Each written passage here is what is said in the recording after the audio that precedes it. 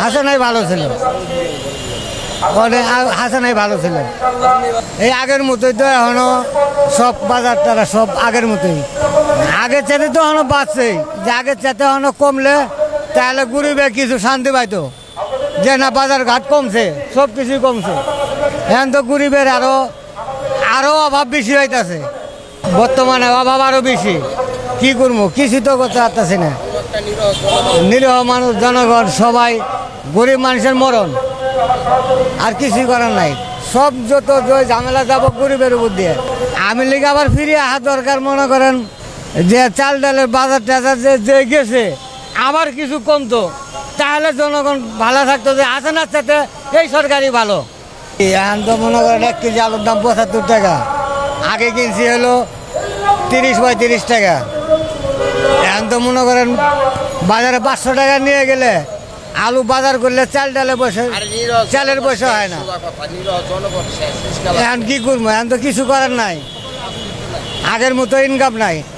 এখন মনে করেন যে বাজার করা এই বাজারে কিছুই হয় না, সব জিনিসের দাম বাড়তি।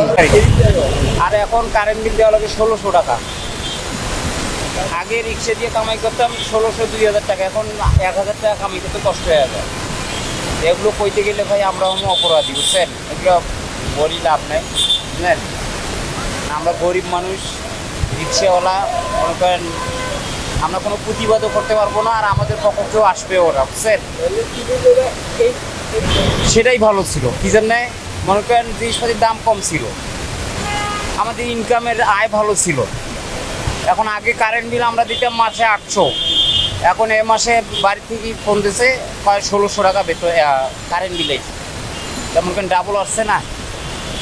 এখন মনে করেন আগে রিক্সা চালিয়ে পাইতাম 1500-1600 টাকা, এখন তো রিক্সা চালে পাই 700-800 সারাদিন, জমা দেওয়া লাগে, নিজের খাওয়া লাগে, কিনা, বুঝলেন? কিন্তু আমাদের গরিব মানুষ, যে সরকারে আসুক, আমরা চাই আমাদের যেরকম ইনকাম যাতে জিনিসপাতির দাম একটু কম হয়, বা আমরা যদি কিনি খাইতে পারি, বা ভালোভাবে ফ্যামিলি বাচ্চা কাচ্চা নিয়ে চলতে পারি, বুঝলেন? এরকম যদি দাম থাকে সব সময়, যে সরকারে আসুক যদি এরকম দাম থাকে, তাহলে তো আমরা চলতে পারবো না।